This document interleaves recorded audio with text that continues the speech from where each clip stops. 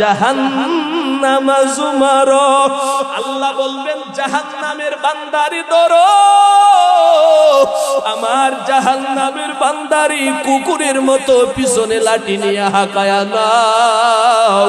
আমার বান্দায় আমি আল্লাহর নিয়ামত খাইয়া আমি আল্লাহর বিরোধিতা করেছে, আমার বান্দায় আমি আল্লাহর খায়, আমি আল্লাহর নিয়ামত পাইয়া আমি আল্লাহর নামাজ আদায় করে না।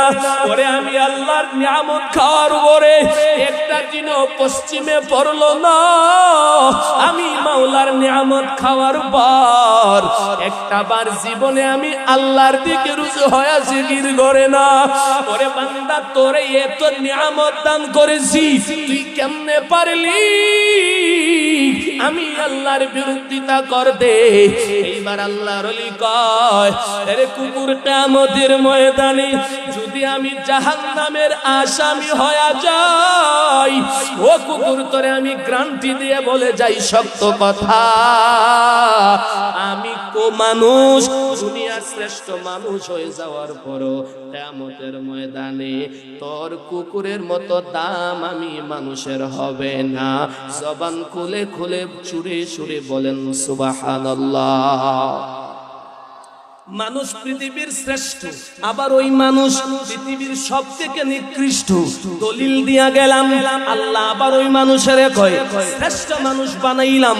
ওই শ্রেষ্ঠ মানুষটারে আল্লাহ বলেন খলিকাল ইনসানা দাঈফা, মানুষরে বানাইছে বড় দুর্বল, মানুষের মতো দুর্বল।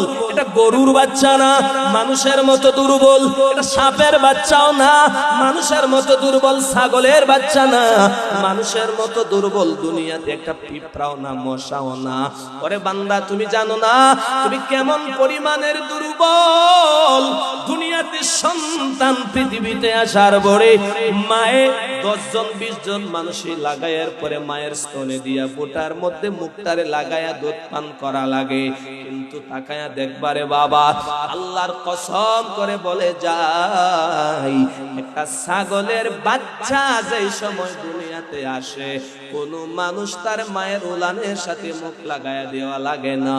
ছাগলের বাচ্চা অটোমেটিক্যালি দুধ পান করে। চিল্লায়া কোন সুবহানাল্লাহ।